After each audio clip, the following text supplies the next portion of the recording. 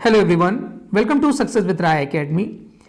साल 2023 के खेल पुरस्कारों की घोषणा खेल मंत्रालय द्वारा कर दी गई है और इस वर्ष भी 5 श्रेणियों में ये पुरस्कार दिए गए हैं। आप सभी को ज्ञात होगा कि खेल में उत्कृष्ट प्रदर्शन के लिए खेल पुरस्कार प्रदान किए जाते हैं। श्रेणियां अलग अलग हैं, लेकिन ये पुरस्कार प्रत्येक साल दिया जाता है। इन खेलों को पहले राजीव गांधी खेल रत्न पुरस्कार के नाम से जाना जाता था, लेकिन सन 2021 में एनडीए गवर्नमेंट द्वारा इसका नाम बदलकर मेजर ध्यानचंद खेल पुरस्कार कर दिया गया है। तो आज के इस वीडियो में हम ये जानेंगे कि इन पुरस्कारों की घोषणा कब से शुरू हुई, इसकी शुरुआत कब से हुई, किन श्रेणियों में दिया जाता है, इस वर्ष किसे ये पुरस्कार दिया गया है। तो चलिए वीडियो को स्टार्ट करते हैं। तो सबसे पहले हम जानते हैं कि जो मेजर ध्यानचंद खेल रत्न पुरस्कार है उसके अंतर खेल पुरस्कारों को इस श्रेणी में दिया जाता है, यानी कि खेल में उत्कृष्ट प्रदर्शन के लिए खिलाड़ियों को यह पुरस्कार दिया जाता है। यह खेल में सर्वाधिक उत्कृष्ट प्रदर्शन के लिए उन खिलाड़ियों को दिया जाता है जिन्होंने पिछले 4 वर्षों में अच्छा प्रदर्शन किया है। इसमें सबसे पहला पुरस्कार आता है मेजर ध्यानचंद खेल रत्न पुरस्कार, जिसमें 7.5 लाख रुपए की राशि प्रदान की जाती है, एक प्रशस्ति पत्र प्रदान किया जाता है और एक पदक दिया जाता है। इसके अलावा भी कुछ और महत्वपूर्ण पुरस्कार हैं, उनको हम आगे डिस्कस करेंगे। इसको सिलेक्ट कैसे किया जाता है, यानी ये जो पूरा पैनल है 12 सदस्यों की एक समिति बनाई जाती है जो किसी खिलाड़ी के प्रदर्शन का मूल्यांकन करती है। भारत के खेल जो पुरस्कार हैं उसके मूल्यांकन का जो आधार है वो ओलंपिक खेल होता है, एशियाई खेल होता है, राष्ट्रमंडल खेल होता है और पैरालंपिक खेलों को इसमें शामिल किया जाता है। उसके बाद जो नाम का निर्णय होता है उसे खेल मंत्रालय के पास भेज दिया जाता है और अंतिम निर्णय खेल मंत्रालय इसमें लेता है। तो सबसे पहला जो पुरस्कार है मेजर ध्यानचंद खेल रत्न पुरस्कार, उसमें 7.5 लाख रुपए की राशि दी जाती है और अपनी उपलब्धियों से देश का सम्मान बढ़ाने वाले असाधारण एथलीटों को दिया जाने वाला मेजर ध्यानचंद खेल रत्न पुरस्कार भारत का सर्वोच्च खेल रत्न पुरस्कार है। यह प्रसिद्ध पुरस्कार सचिन तेंदुलकर, विश्वनाथन आनंद, मैरी कॉम, अभिनव बिंद्रा और पीवी संधू सहित कई खिलाड़ियों को दिया जा चुका है। अब हम बात करते हैं दूसरे पुरस्कार की, जिसका नाम है अर्जुन पुरस्कार। देखिए, भारत में अर्जुन पुरस्कार उस खिलाड़ी को दिया जाता है जिसने 4 वर्षों तक लगातार उत्कृष्ट प्रदर्शन किया हो। सभी अर्जुन पुरस्कार विजेताओं को रुपए का नगद पुरस्कार दिया जाता है, यानी 5 लाख रुपए का नगद पुरस्कार, एक प्रमाण पत्र और मूर्ति दी जाती है।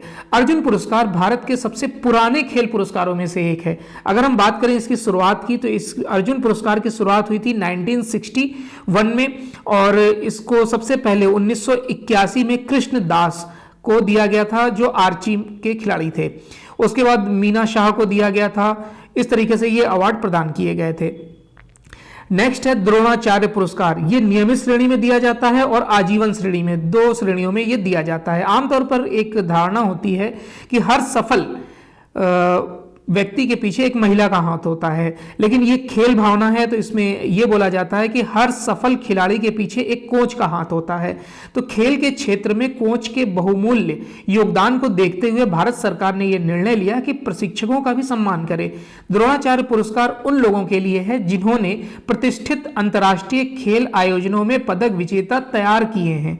द्रोणाचार्य पुरस्कार में 5 लाख नगद, एक प्रमाण पत्र और एक प्रतिमा प्रदान की जाती है। ओम नाम्बियार, ओम प्रकाश भारद्वाज और बीवी भागत यह पुरस्कार प्राप्त करने वाले पहले व्यक्ति थे। फिर आता है ध्यानचंद पुरस्कार। भारत के खेल पुरस्कार की सूची में शामिल ध्यानचंद अवार्ड खेल विकास में आजीवन योगदान देने के लिए दिया जाता है। इस पुरस्कार का नाम भारतीय हॉकी खिलाड़ी मेजर ध्यानचंद के नाम पर रखा गया, जिन्होंने 20 साल से अधिक के करियर के दौरान 1000 से अधिक गोल किए। जो ध्यानचंद पुरस्कार है उनके विजेता को 5 लाख और एक प्रमाण पत्र और एक प्रतिमा प्रदान की जाती है। उसके बाद है मौलाना अब्दुल कलाम आजाद। ये एक जैसे कोई टूर्नामेंट जीतता है उसको ये प्रदान किया जाता है।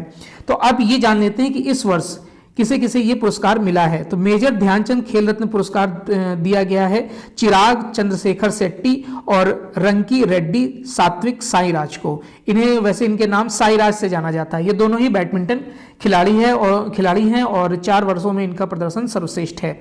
अर्जुन पुरस्कार किसे किसे दिया गया है? अर्जुन पुरस्कार टोटल 26 लोगों को दिया गया है, जिसमें भारतीय क्रिकेटर मोहम्मद सामी भी शामिल हैं। आप चाहें तो इसका स्क्रीनशॉट ले सकते हैं।